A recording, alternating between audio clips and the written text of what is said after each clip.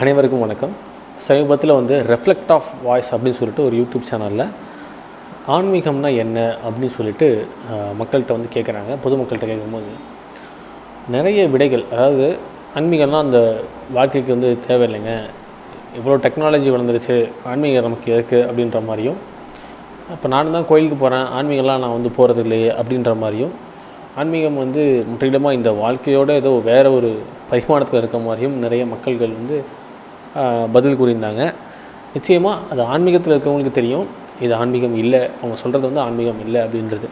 அவங்களுக்கு என்ன புரிஞ்சுதோ, அவங்க என்ன இதை வாழ்நாள் வரையும் ஒரு விஷயத்தை வெளியேந்து பார்த்தாங்களோ இதெல்லாம் ஆன்மீகம் அப்படின்னு தெரிஞ்சு வச்சுருந்தாங்க. இது போன்ற நிறைய பேர்கள் இருக்கிறதுக்கான வாய்ப்புகள் இருக்குது. இந்த ஒரு அரிய பொக்கிஷத்தை ஆன்மீகம் அப்படின்ற ஒரு அரிய பொக்கிஷம் எல்லாத்துக்கும் போகணும் அப்படின்னா இதில் இருக்க விஷயங்கள் சயின்ஸ் டீகோட் பண்ணணும் அப்படின்றக்கா இதில் இருக்க ஒரு விஷயத்த என்ன சொல்ல வராங்க, இதில் என்ன இருக்குது அப்படின்ற ஒரு விஷயத்த பார்ப்போம். புதுசாக யாராவது நீங்கள் ஆன்மீகம் பற்றி தெரிஞ்சுக்கணும் அப்படின்னா இந்த வீடியோ உங்களுக்கு ரொம்ப பயனுள்ளதாக இருக்கும். அதாவது அந்த சேனலில் எப்படி இருந்தது நான் பார்க்கும்போது அப்படின்னா, சாதாரண மக்கள்கிட்ட போய் குவாண்டம் ஃபிசிக்ஸ்னால் என்ன அப்படின்னு கேட்ட மாதிரி இருந்தது. குவாண்டம் ஃபிசிக்ஸ்னால் என்ன, அது ஒரு அறிவியல் போல் அப்படின்னு சொல்லிட்டு அது நமக்கு தேவையில்லைங்க, வாழ்க்கைக்கு தேவையில்லைங்க அப்படின்னு சொல்லுவாங்க. ஆனால் தெரிஞ்சோ தெரியாமலையோ குவாண்டம் ஃபிசிக்ஸ் அவங்க டே டு டே லைஃப்பில் அப்ளை பண்ணிட்டு தான் இருக்காங்க. இந்த மாதிரி தான் அவங்களுக்கு தெரியுதோ தெரியலையோ ஆன்மீகம் அப்படின்றது அவங்க அன்றாட வாழ்க்கையில் நடந்து கொண்டு தான் இருக்குது. அதை தெரிஞ்சுக்கிறவங்க அதை வைஸாக யூஸ் பண்ணுறாங்க, தெரியாதவங்க அதை யூஸ் பண்ண முடியாமல் இருக்காங்க. சரிங்களா? அப்போ அது என்ன நம்ம தெரிஞ்சுக்க வேண்டியது ஒரு முக்கியமான விஷயமா இல்லையா? மெய்யியல், அதாவது ஆன்மீகம் மெய்யியல், ஸ்பிரிச்சுவல், இதெல்லாமே என்ன சொல்லுது, என்ன சொல்ல முன்னெடுக்குது அப்படின்னா, நம்ம உடல், மனம், உயிர், இதை பற்றி படிக்கக்கூடிய விஷயங்கள் தான் மெய்யியல் எல்லாமே. இப்போது நம்ம ஸ்கூல் படிக்கும்போது ஒரு 8th ஸ்டாண்டர்ட் நினைக்கிறேன், உடலை பற்றி படிச்சிருப்போம். இந்த உடல் எப்படி இயங்குது, உடலுக்குள்ளே என்னென்ன உறுப்புகள்லாம் இருக்குது, அதை என்னென்ன இயக்கங்கள்லாம் செய்யுது அப்படின்றத படிச்சிருப்போம். எதுக்காக உடலை பற்றி படித்தோம் அப்படின்னா, உடலை நம்ம பாதுகாத்துக்க முடியும், என்னென்ன உறுப்பு என்னென்ன செய்யணும் தெரிஞ்சதுன்னா, அது நமக்கு ஏதாவது ஒரு பிரச்சனை வந்தால் நமக்கு ஒரு தற்காப்புக்காகவும் உடலை பராமரிக்கிறதுக்காக நம்ம படிக்கிறோம் இல்லையா, அது ஒரு பொது அறிவுன்னு படிக்கிறோம் இல்லையா. ஆனால் இந்த உடலை இயக்குகின்ற மனம், உயிர், இதை பற்றி நம்ம படிப்பதில்லை. இதுதான் ரொம்ப முக்கியம். சரிங்களா? அதாவது காரை பற்றி மேலே அதோடய ஸ்பெக்ஸ்லாம் படிச்சுட்டு இன்ஜினை பற்றி படிக்கலன்னா இப்படி, இதோட இன்ஜினே மனம், இதுக்கு ஃபியூல் கொடுக்கறது உயிர், இதெல்லாமே நம்ம தெரிஞ்சால் மட்டும்தான் இந்த உடலை இன்னுமே நல்லா பயன்படுத்திக்க முடியும், நாம் யாருன்னு தெரிஞ்சுக்க முடியும். இதை சொல்கிறது தான் மெய்யியல், இதை சொல்கிறது தான் ஆன்மீகம். இந்த மாரல் வேல்யூஸ்னு சொல்கிறதில்ல, அன்பு, கருணை, செல்ஃப் டிசிப்ளின், அதே மாதிரி பாவம், அதாவது நீங்கள் தப்பு செஞ்சால் என்ன உங்களுக்கான பாதிப்புகள் இந்த மனதிலையும் உடல்லையும் ஏற்படுது.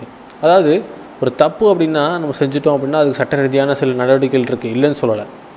ஆனால் ஒரு தப்பு செய்த ஆள் மனம் வருந்தும் போது அவர் மனதில் ஒரு வேதனை இருக்குது இல்லையா, எப்படி அதை மனதை பாதிக்குது ஒரு தவறு, எப்படி ஒரு உயிரை பாதிக்குது அந்த தவறு அப்படின்னு சொல்கிறது தான் மெய்யியல்.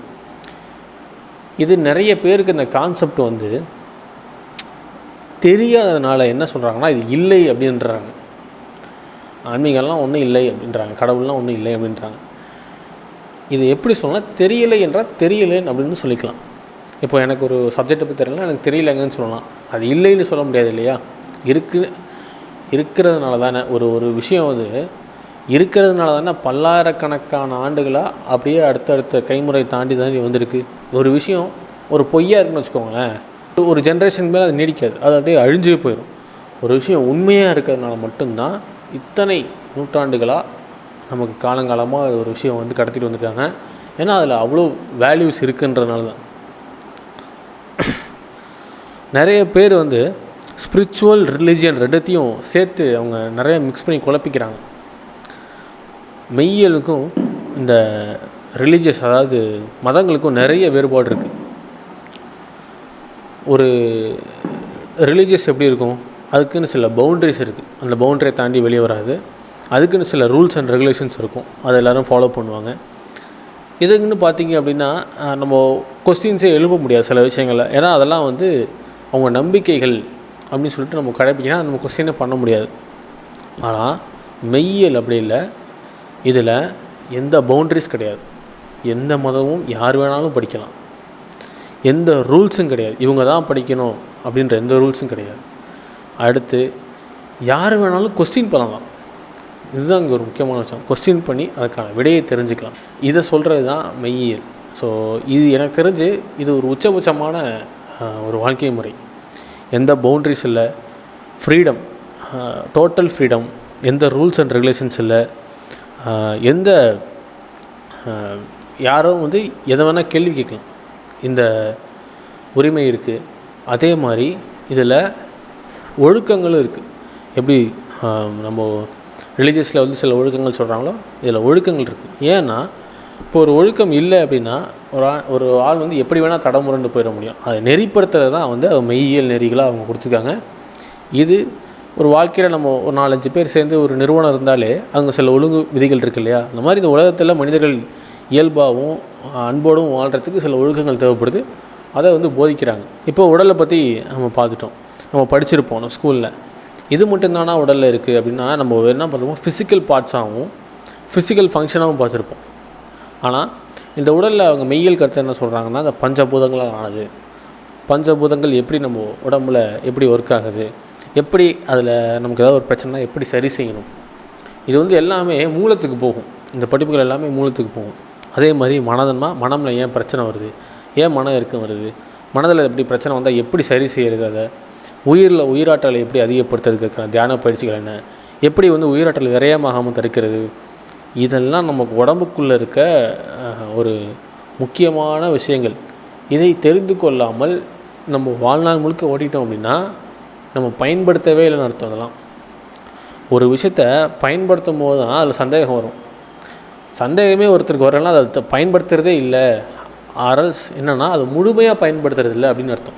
விஷயங்களுக்கு அடுத்த நகர்ற மக்கள் என்ன பண்ணுவாங்கன்னா, ஒவ்வொரு விஷயத்தையும் கேள்வி கேட்டு அதுக்கான விடை தெரிஞ்சுக்கிட்டு அடுத்த கட்டத்துக்கு போவாங்க.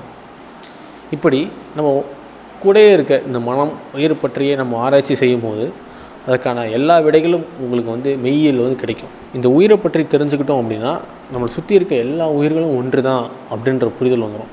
எந்த உயிரையும் நம்ம காயப்படுத்த மாட்டோம்.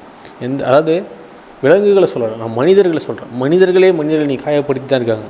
வெறும் அதாவது ஃபிசிக்கலாக மட்டும் இல்லை, வார்த்தைகளாலையும் மனதளவுலையும் நிறைய நடந்துக்கிட்டே தான் இருக்குது ஒவ்வொரு நாளும். இதுதான் அதிகமாக நடக்குது. அப்போ இதுலேருந்து ஒரு சமூகம் அடுத்து மீண்டு வரோம்னா அது உயிரை பற்றியான பாடம் கண்டிப்பாக தேவை. அதை நம்ம படிக்கணும் கண்டிப்பாக. அதாவது இன்றைக்கி நிறைய பேர்கிட்ட கேட்கும்போது ஒரு விஷயம் சொல்லுவாங்க, ஏதோ இருக்கேன் வாழ்க்கையில் வந்து ஒரு வெறுமையான பதில்கள் நிறைய பேர்கிட்ட ஒரு கேள்விப்பட்டிருப்பீங்க. நீங்கள் ரிட்டையர் ஆகிட்டான், இனிமேல் அப்படியே போய்கிட்டே இருக்கோம், இன்றைக்காவது நமக்குன்னு ஒரு டைம் வரும் அப்போ கிளம்பிடுவோம் அப்படின்ற மாதிரி ஒரு வெறுமை. வாழ்க்கையில் என்ன பண்ண போகிறீங்கன்னு கேட்டால் நிறைய பேருக்கு வந்து வெறுமை இருக்கும். இந்த வெறுமையை வந்து வெறுமை இல்லாமல் மனதை வந்து முழுமையாக மாற்றுறதுக்கான சக்தி ஆன்மீகத்துக்கு மட்டும்தான் இருக்குது.